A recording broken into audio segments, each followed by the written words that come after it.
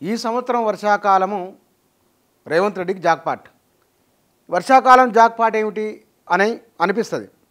ఎందుకంటే నైరుతి ఋతుపవనాలు ఈసారి అద్భుతంగా ఉండబోతున్నాయి, సమృద్ధిగా వర్షాలు కురవబోతున్నాయని వాతావరణ శాఖ చెప్పింది. మరి ముఖ్యమంత్రికి ఎందుకు జాక్పాటు? ఎప్పుడైనా సరే వర్షాలు లేకుండా, పంటలు పండకుండా, చెరువుల్లో నీరు లేకుండా ఉంటే కనుక ఆ వ్యతిరేకత మొత్తం ప్రభుత్వ అకౌంట్లోకి వచ్చేస్తుంది. అది ప్రకృతిపరమైన అంశం అయినప్పటికీ కూడా ప్రభుత్వం మీదకి వచ్చేస్తుంది. అప్పుడు మేతకు సంబంధించిన సమస్య, తాగునీటి సమస్య, ఆహార ధాన్యాల సమస్య, ధరల పెరుగుదల సమస్య చాలా ఒకదానిపైన ఒకటి ఆధారపడి ఉంటుంది. వర్షాలు సమృద్ధిగా ఉంటే అవేం ఉండవు. ఎందుకంటే మనకు గడిచిన 9 ఏళ్ళు 8.5 సంవత్సరాలలో వర్షానికి ఇబ్బంది లేదు. తెలంగాణ రాష్ట్రం ఏర్పడిన తర్వాత ప్రతి సంవత్సరం సమృద్ధిగా వర్షాలు వచ్చినాయి. దానికి తోడు చెరువుల పూడిక చేయడం వల్ల చెరువులలో నీళ్లు ఉన్నాయి. చాలా ఏళ్ళ తర్వాత చెరువుల కింద 2 పంటలు పండినాయి. కాబట్టి ఎక్కడా ఏమి తెలియలేదు మనకు. అది ప్రభుత్వం ఏం చేస్తుంది, ప్రభుత్వ నిర్ణయాలు ఏమిటి, ప్రజలపైన ప్రభావాలు ఏమిటి, ఇవన్నీ ఆలోచించేది కూడా లేదు. గమనించినో లేదో గడిచిన 10 ఏళ్ల కాలంలో ఫలానా అంశం కోసమని ధర్నాలు, రాస్తారోకోలు జరిగింది ఏమీ లేదు. కారణం ఏమిటి?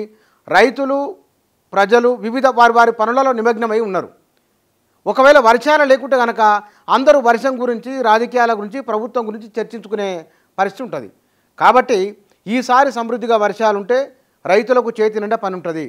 ఇప్పటికీ కూడా ఈ దేశంలో అత్యధిక మంది ఆధారపడి జీవిస్తున్నది వ్యవసాయ రంగంపైనే. వ్యవసాయ రంగంలోకి యాంత్రీకరణ వచ్చినప్పటికీ కూడా వ్యవసాయ కుటుంబాలే ఇవాళ మెజారిటీగా ఉన్నాయి. కాబట్టి మన రాష్ట్రంలో 69 లక్షల రైతు అకౌంట్లు అంటే 69 లక్షల రైతు కుటుంబాలే ఉన్నట్లు. దీంట్లో వ్యవసాయ కూలీలుగా పనిచేసేవారు వారు కొన్ని లక్షల కుటుంబాలు ఉన్నాయి. వారివి కూడా ఇలాంటి వారందరూ ప్రత్యక్షంగా పరోక్షంగా వ్యవసాయం పైన ఆధారపడి ఉంటారు. కాబట్టి ఈసారి సమృద్ధిగా వర్షాలు అంటే జూన్ టు సెప్టెంబర్ మనకు ఖరీఫ్ సీజన్.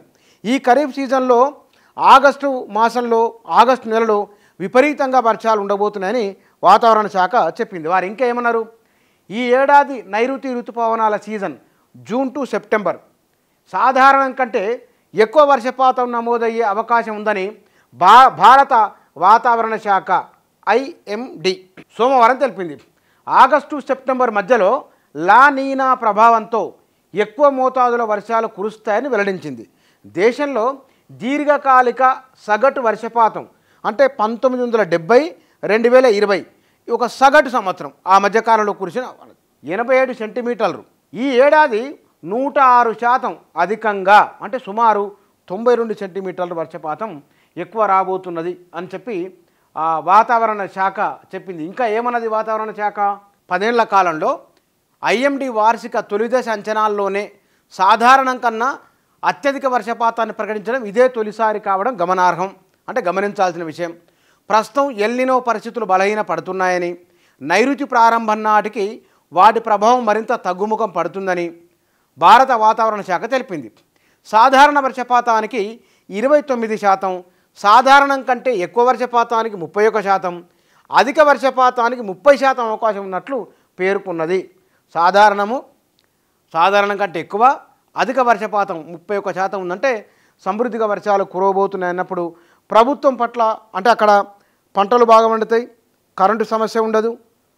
ఇక్కడ ప్రభుత్వం చేయవలసింది ఎరువులు, విత్తనాలు సకాలంలో సమృద్ధిగా వాళ్ళకి ఇవ్వగలిగితే చాలు.